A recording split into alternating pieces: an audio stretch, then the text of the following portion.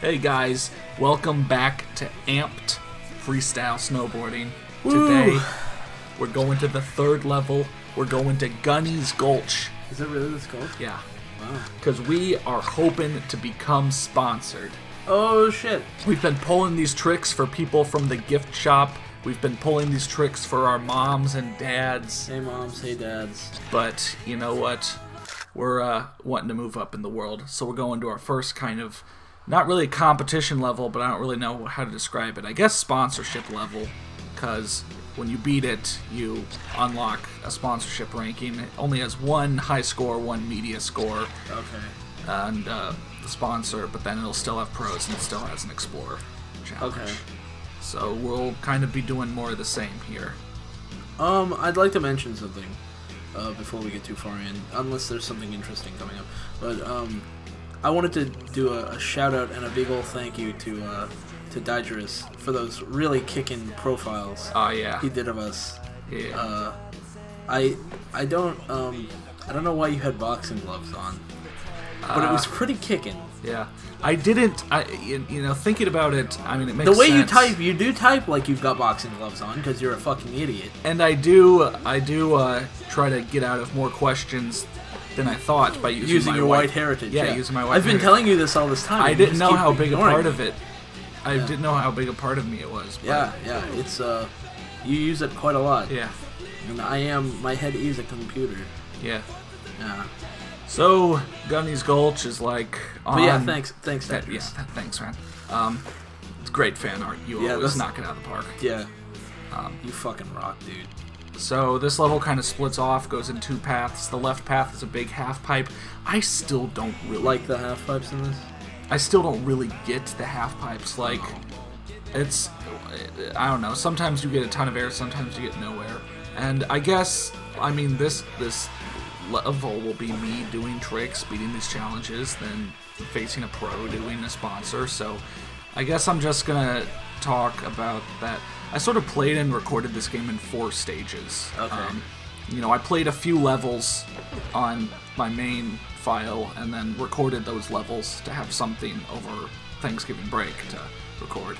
And I wasn't really liking the game then. I was kind of struggling and not really making sense of things, but after that then I played, I guess you could say, like the second third of the game and recorded some of that, and it was getting really hard. Like, there were quite a few challenges that I was like smashing my face up against, and so you'll see that up through like the 8th video. And then I played the last part of the game, which actually gets easier. Except for usually one challenge per level that still sucks. So it's like, when you're not trying to do all these point challenges, when you have, good stats and a good board, and you're just riding down it, the game can actually be pretty fun. It's once you try to do anything technical that things kind of get annoying. Yeah. And sure, I'm better at the game now, I'll say, than I was in the first few episodes. And I'm probably better now than I'm going to be in the next few videos, but there is still like a challenge or two per level that is absolute dog shit, and that takes forever to do, and I'm still going to be jumping at rails only to flip around them and then smash my face in. Right. And I'm still going to be front flipping too early off a jump because your guy like puts his face to the ground before he hops, and Is there anything about the controls that you've changed your mind about, like the grinding balance bar and stuff, or balancing and stuff? Anything there that's you've changed your mind, or is it all pretty much the same? It's all pretty much the same, except that I really don't understand how to jump like off of rails to the sides. Because I was thinking that this system they used, the left trigger, right trigger, keeping your balance, and then left and right on the control stick being like spin, I thought that would allow me to, keep my balance and not have to worry about jumping off to the sides. Except when you hold like left thumbstick, when you push like the thumbstick, your guy will just like spin and jump and land back on the rail So where you jump off the rail, I think it's like still dependent, still tied to your balance, which is the problem. I thought this whole thing was averting. That is weird. Yeah. There's something that I want to ask you about that I just saw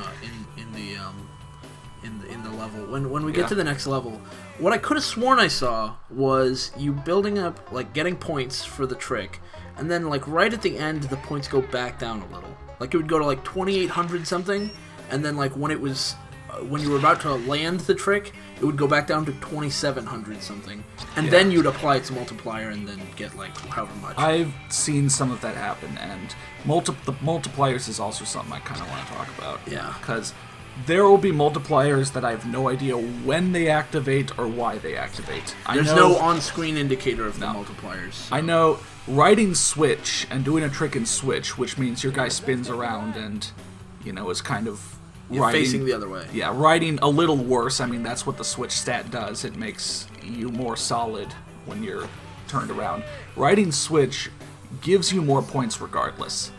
But sometimes... Yeah, see there, 31, and then it went down to 29. Huh.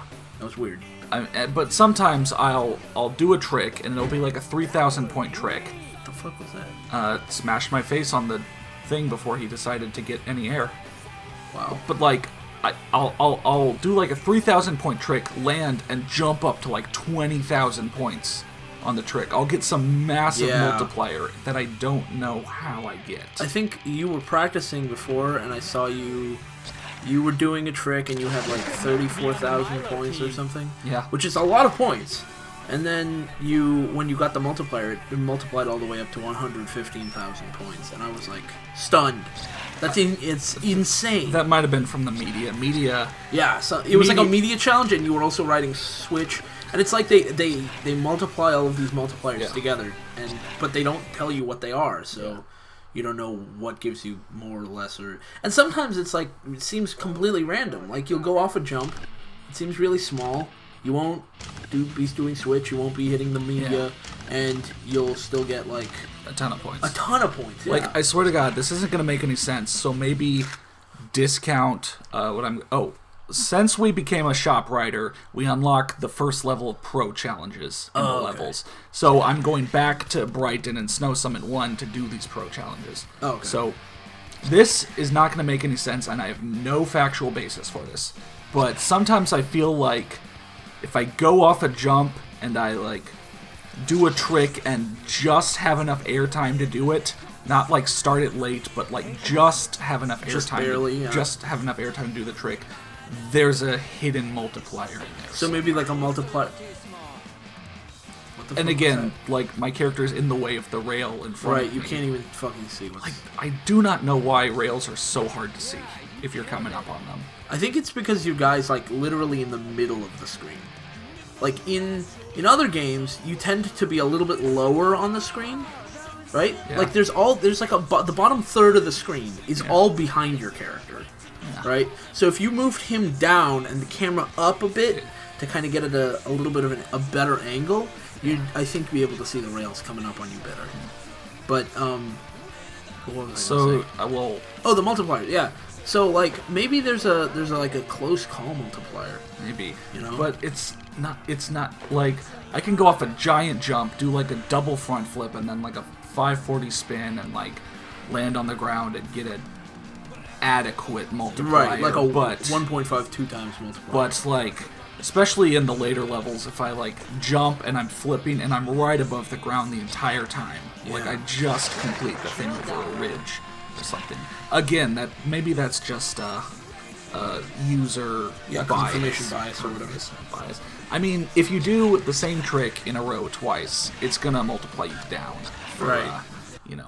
But in a game where you have front flips, spins, back flips, and then combinations of front flip and spin and back flip and spin, it gets kind of easy to repeat yourself without thinking you are. Again, showing a thing that would have helped this, I think, is showing what multipliers you're getting. At least showing you what they're called so you know what you're getting multipliers for. Yeah. Or, at the very least, show when you're doing a repeat trick. It's not hard, because it's obviously factoring that in when it's giving you a down multiplier, or a divisor, I guess. But it wouldn't be hard to do. They just show on screen, repeat trick, and like lots of other games do that. Yeah. And that would be, I think, sort of handy, because then at least you'd have some idea of why. Because you might go through the media thing, and you might go through, a whole bunch of other things that give you a bunch of multipliers, and then get a small down multiplier, and you might look at the score and go, why did I get that score instead of, a much bigger score like I did last time? Just to give the player a little bit of feedback on why you're ranking, giving them the points that they're getting. I think those things are pretty important, and this game doesn't really convey that stuff. But maybe that's just me. So, the pro challenges for people that haven't played the game is the pro does a run, goes off some jumps, does some tricks, and you have to beat their tricks at the area. You have to get more points than them. But in the, Pro 1 runs, they do, 6, 8, maybe 10. But by the time you get, Pro 3 on the last levels, they're doing 15 or so. And as you saw, green on a jump means it's a low amount of points. Blue a little bit more. Orange is more. Red is, you have to go all out. And by the end, it's oranges and reds with maybe a couple some blues in there. Blues. Though by the end, you do have a lot more spinning and tricking. Oh, and when you beat the pros, don't you unlock? You beat a Pro 1 challenge, you unlock a new tweak. You beat a Pro 2 challenge, you get more stat points. And you beat a Pro 3 challenge, and that's way at the end of this LP series, and you'll see what you get when you do this. Do you get a really shitty character? No. Fucking skis. There's cheats for the game. We tried them out, they blow. Spoiler alert. Combination of them blow. Alright, so that was Gunny's Gulch, and now we're a shop rider, so let's head on back to Brighton in the next episode. Peace.